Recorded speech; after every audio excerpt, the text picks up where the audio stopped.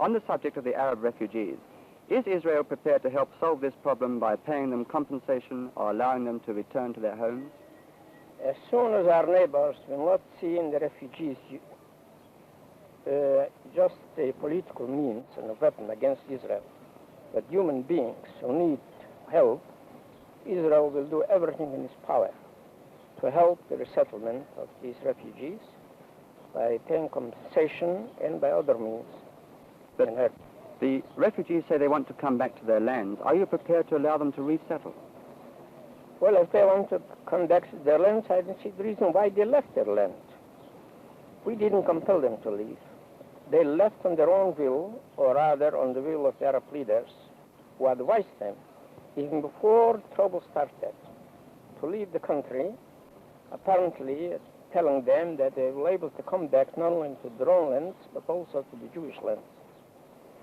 And meanwhile, the land was settled by refugees, by Jewish refugees from Arab countries, and by Jewish refugees, the remnant of the 6 million slaughtered by Nazis. And they cannot come back unless we expel those from this country. We are not going to do that. And there is plenty of empty land in the neighboring countries, especially in Iraq and Syria. They are underpopulated. There is most fertile land, there is plenty of water, and they can easily be settled there among their own people and under an Arab government. Is it true, sir, the rumors that negotiations are already going on between Israel and some Arab states about this resettlement? No, with states not, but with the refugees, yes. With the refugees themselves? Yes, with some of the refugees, rather. Are you hopeful of a solution? Well, not too much, but one ought always to be some hope. How many immigrants can Israel absorb before she needs to expand her frontiers? Well, I don't accept your implication in that question. But the number of foreseeable immigrants for Israel, there is plenty place of them in the present Israel. And the foreseeable immigrants are immigrants from Muslim countries and from Eastern Europe. How many do you think, sir? Well, I think another 2 million. And when do you think this figure will be reached? Then we can develop more of the country. Yes, but when will the extra 2 million come in? Nobody can tell that, because this depends on the policy of a great power in the Middle East, whether they will allow Jews to go out or not. From Russia?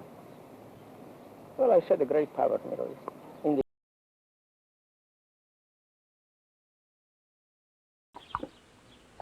In his garden, in his house in Cairo, here is President Gamal Abdel Nasser of Egypt, who 5 years ago, as a young army officer, was prominent among those who led the revolution to remove King Farouk, and who later became president himself, and just under 1 year ago, who nationalized the Suez Canal for Egypt.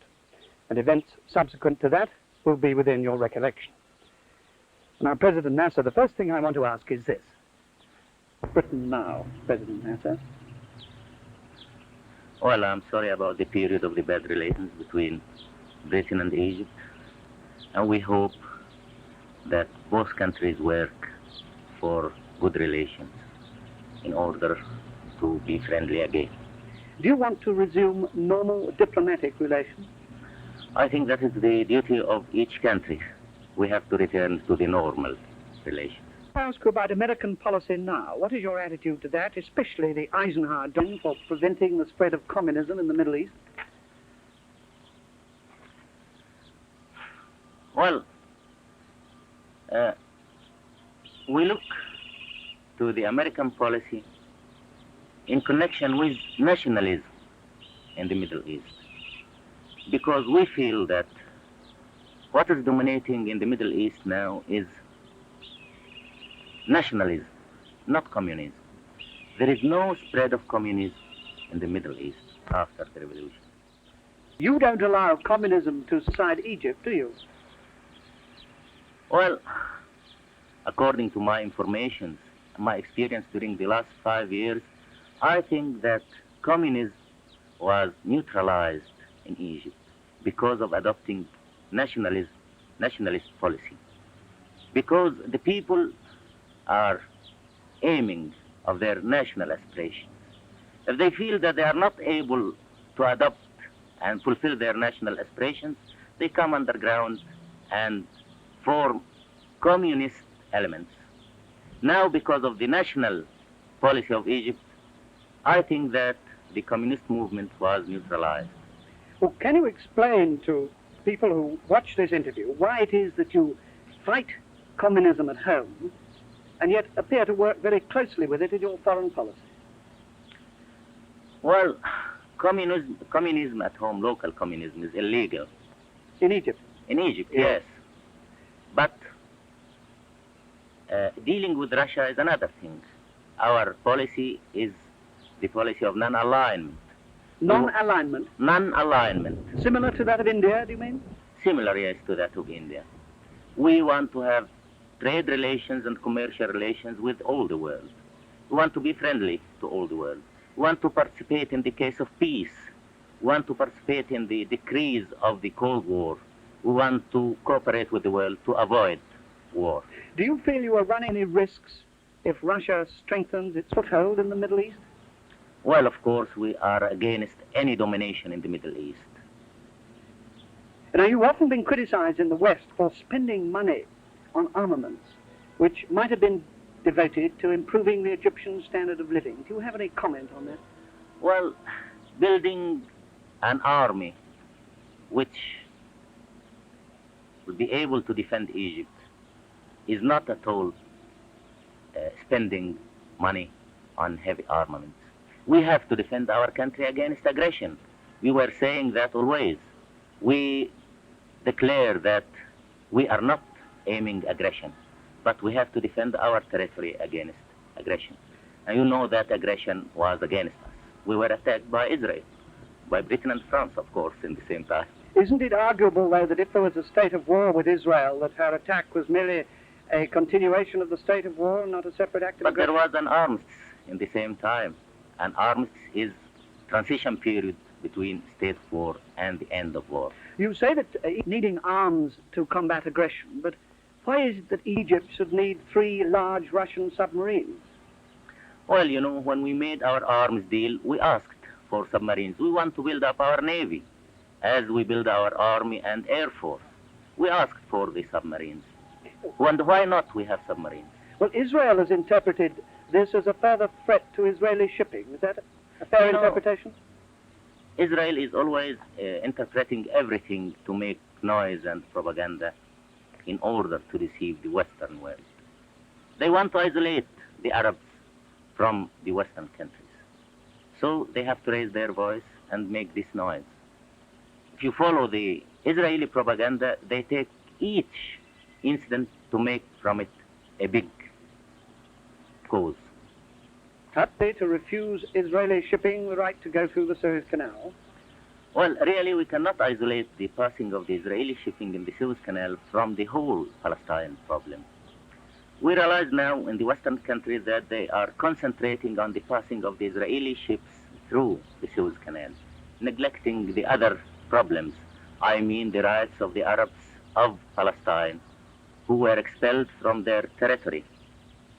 The Arabs have the rights to return to their homes, to return to their territory as it was decided by the United Nations. Israel is asking to use the Suez Canal. According to the Constantinople Convention of 1888, Article 10, Egypt had the right to defend herself and defend her territory. According to this article, we stopped the Israeli ships from using the Suez Canal from 1948 until now. Are you going to go on doing that? Well, we feel that this is apart from the Palestine Well, now, question. you say في سنة 53 كنا نريد فعلا مخلصين ان احنا نتعاون مع الاخوان المسلمين على ان يسيروا في الطريق الصحيح والطريق السليم. وقابلت المرشد العام للاخوان المسلمين وقعد وطلب مطالب. طلب ايه؟ اول حاجة قال لي يجب ان تقيم الحجاب في مصر وتخلي كل واحدة تمشي في الشارع تلبس طرحة.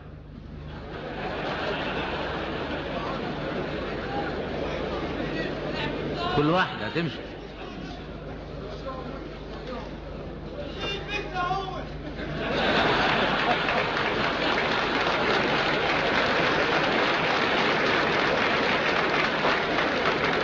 وانا قلت له يعني اذا الواحد قال هذا الكلام بيقولوا رجعنا لايام الحاكم بامر الله اللي كان بيخلي الناس ما يمشوش بالنهار ويمشوا بالليل.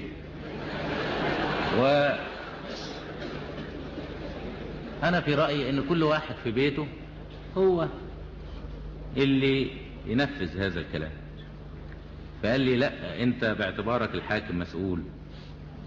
قلت له يا استاذ انت ليك بنت في كلية الطب مش لابسة طرحة ولا حاجة، ما لبستهاش طرحة ليه؟ ده كنت انت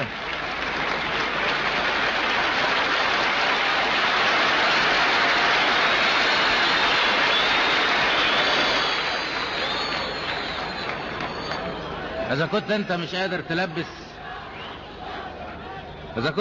قادر تلبس بنت واحدة اللي هي بنتك طرحة، عايزنا ننزل البس 10 مليون طرح في البلد؟